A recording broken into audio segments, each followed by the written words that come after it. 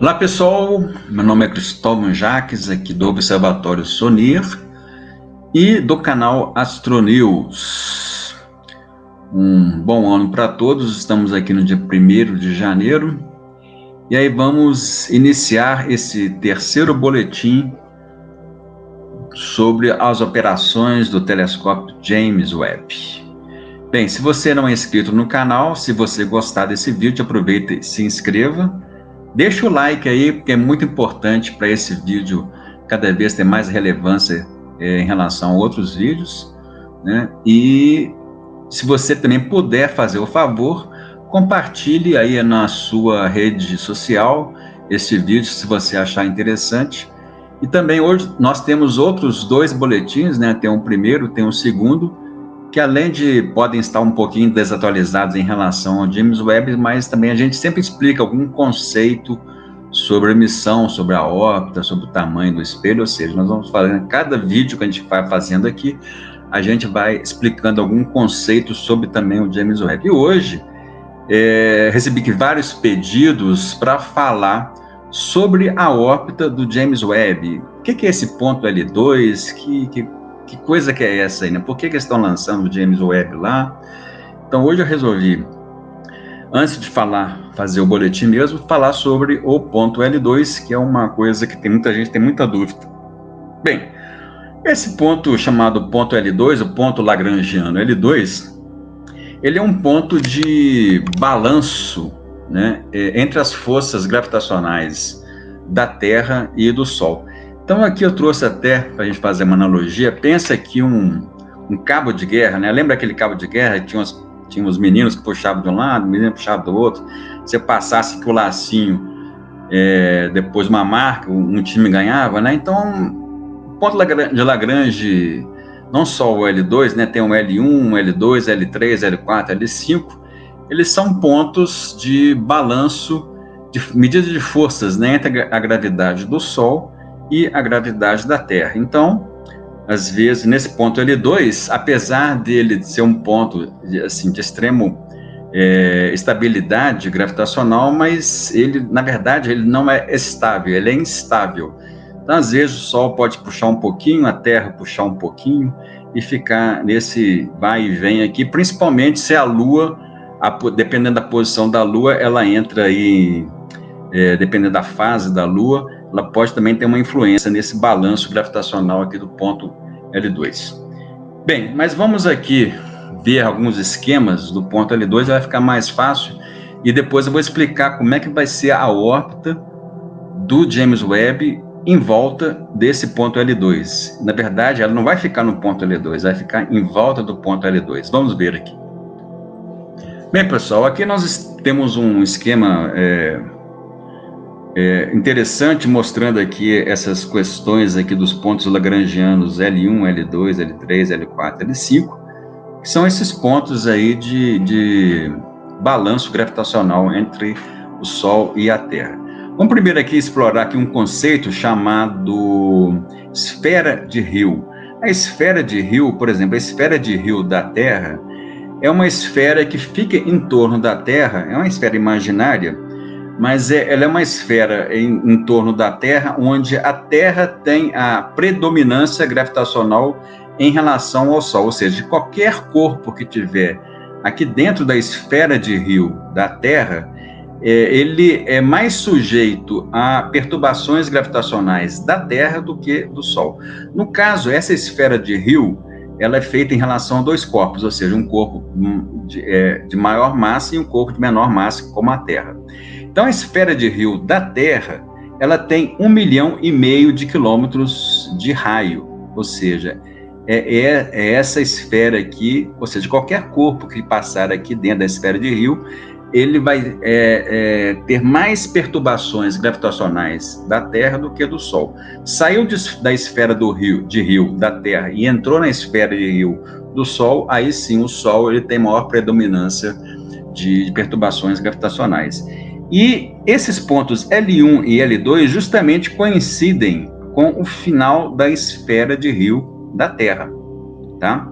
Então aqui nós temos o ponto L1, onde existe esse balanço gravitacional, o ponto L2, o ponto L3, o ponto L4 e o ponto L5.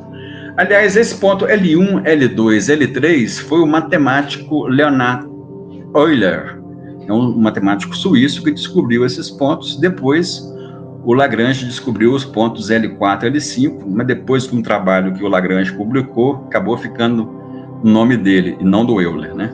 Coisas da história.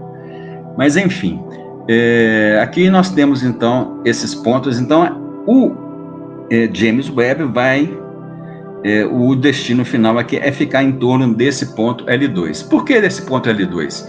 Porque o ponto L1, ele é um ponto que fica entre o Sol e a Terra. E a Terra, como o James Webb é um telescópio que vai operar principalmente no espectro infravermelho, a Terra seria um grande poluidor, né?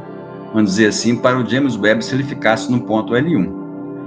Se ele ficasse aqui no ponto L3, além de ser muito distante, o Sol estaria na frente, a gente teria que colocar um outro satélite aqui para comunicar com a Terra. Então seria uma coisa, além de ser custoso você chegar nesse ponto L3 em termos de lançamento, você teria que colocar um satélite aqui para fazer a comunicação com esse ponto aqui.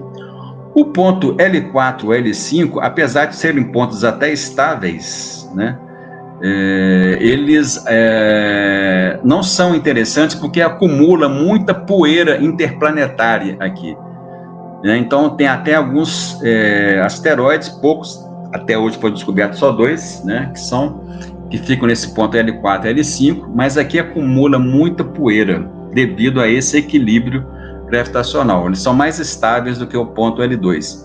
E o ponto L2 foi, então, escolhido pelo James Webb porque aqui não tem interferência da Terra nem do Sol, porque ele vai ter aquele escudo térmico, né? E para fora ele vai observar aí o céu que tiver disponível aqui para trás. Tá? Então, além de ter essa estabilidade teórica aí do ponto L2. Aqui nós temos vendo aqui um outro esquema, outra forma de ver essas forças gravitacionais, né? Aqui é a perturbação do Sol, assim, no chamado tecido espaço-tempo, né? Aqui é a perturbação da Terra, e aqui está o ponto L1. Aqui fica claramente, né, esse equilíbrio, né, que dá para ver assim, em 3 dimensões, esse equilíbrio entre as duas forças. Aqui o ponto L3 e aqui o ponto L4 e o ponto L5, como nós estamos vendo aqui agora. E aqui o ponto L1, como eu expliquei, fica entre o Sol e a Terra, então não é um ponto adequado para esse tipo de missão que o James Webb vai ter. Então, o escolhido foi esse ponto L2 aqui. Tá? Bem, e como é que vai ser essa órbita até o ponto L2? Então, o James Webb está aqui nesse caminho, está mais ou menos hoje aqui na metade do caminho entre a Terra e o ponto, esse ponto de órbita aqui que vai entrar de L2, ele vai vir aqui, ó, e vai fazer essa volta, né, daqui a mais ou menos no 29º dia, ele vai fazer aqui uma manobra para entrar em órbita desse ponto L2, tá? E aqui dentro desse ponto L2, tá, ele vai ficar exatamente em órbita, ou seja, ele não vai ficar nesse ponto L2, ele vai ficar em órbita desse ponto L2, e essa órbita aqui vai ter mais de 600 mil quilômetros de diâmetro aqui, ó. E ele vai demorar 6 meses para completar uma volta em torno do L2. Então, a cada 6 meses, ele vai completando uma volta em torno do L2. Então, é essa órbita aqui, ó, tá em verde, tá? Ele vai entrar aqui e ele vai ficar em torno desse ponto L2, tá? É uma órbita chamada órbita de halo em torno do ponto de Lagrange. Então, pessoal, a órbita do James Webb em relação ao ponto L2 ficou assim como está se mostrando aí nessa animação. Vocês podem ver como o ponto L2 acompanha a Terra e como é que o James Webb orbita em torno do L2, sempre com o escudo, né, o telescópio para fora. Bem, outras pessoas também são muito curiosas para saber qual que vai ser o destino daquele booster, né, aquele último estágio do foguete que empurrou o James Webb na direção aí dessa órbita do L2. Bem, esse booster, a NASA, eles não publicam nenhuma órbita em relação a esse booster, né? Só estão preocupados com o James Webb. Então, para isso, alguns astrônomos amadores, né, estão observando também a posição deste ponto L2, aliás, desse booster, né? E tem um outro astrônomo amador chamado Bill Gray, que ele pegou essas observações desses astrônomos amadores e computou uma órbita para ele. Tá? Vamos ver aqui como é que vai ser essa órbita do booster e, afinal, qual que vai ser o destino dele. Bem, pessoal, aqui depois eu vou deixar aí na descrição do vídeo essas informações aqui, mas elas são, então, esse aqui é o booster do James Webb, esse aqui é a designação do satélite, e aqui a designação NORAD dele, né? Aqui estão as observações, inclusive aqui tem as observações nossas, aqui do Observatório Sonier, nós observamos ele aqui, ó, tá, no dia 26 de dezembro, tá? Aqui estão todos os observatórios que fizeram essas observações, e aqui estão o cálculo aqui dos elementos orbitais dessa órbita, tá?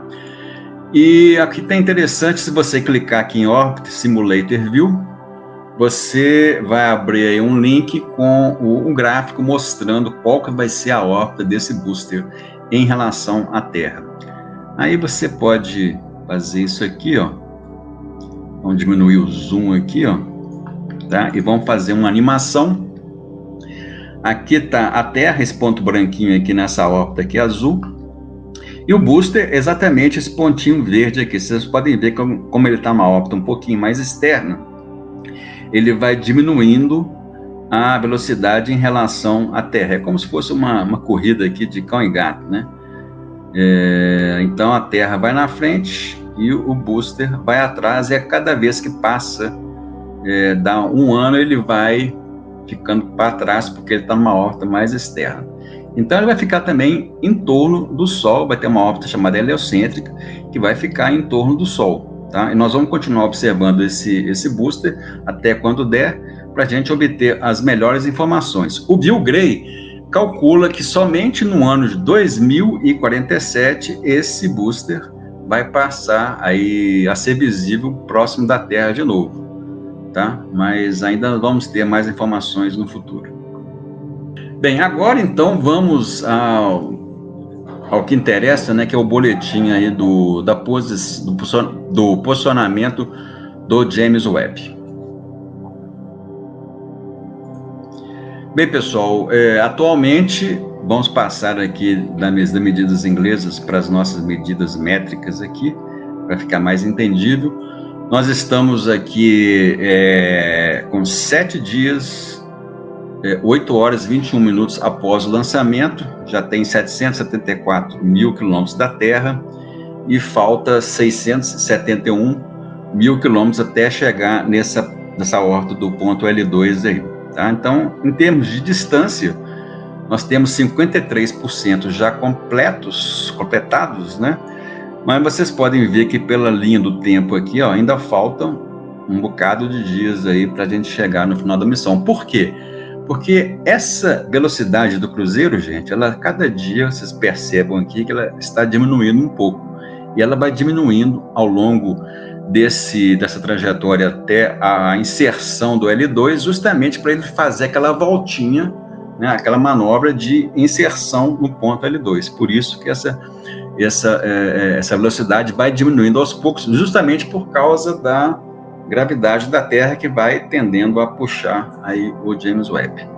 Aqui nós temos o lado quente, né, com 56 graus e 15, vocês lembram aí, né, daqueles pontos A e B, né? E aqui um lado frio do James Webb, o lado que está do outro lado do escudo térmico, né? Aqui os pontos C e D, né? eles estão voltados aí para o espaço exterior sem a interferência do brilho solar. Então, ontem nós tivemos essa abertura aí do braço, né? É uma visão aí por baixo do escudo térmico. E agora essa é uma visão aí por cima dessa abertura de começou a abrir o escudo térmico. Bem, pessoal, hoje iria começar a fase de tensionamento aí do escudo térmico, né? Quando eles começar a esticar o escudo térmico. Mas o que ia acontecer hoje foi postergado para amanhã, porque os administradores lá entenderam que a equipe tinha que ter um descanso, né? Depois desses dias aí de muito trabalho e muita tensão. Então, o que iria ser feito hoje vai ser feito amanhã, a partir de domingo, né? Dia 2 agora. E esse processo vai levar 2 dias. E, obviamente, isso aí vai impactar para o futuro, na timeline aí prevista, né? Isso aí vai impactar no futuro das atividades serem postergadas, mas nada que prejudique a missão. Então, o que iria acontecer hoje vai acontecer amanhã e segunda-feira, e na segunda nós retornaremos aí com mais um boletim sobre as operações do James Webb, ok? Bem, então, se você gostou do vídeo, deixa o like de novo e compartilhe o vídeo e nos ajude na divulgação dessas atividades aqui do canal, ok? Um abraço a todos e em pé.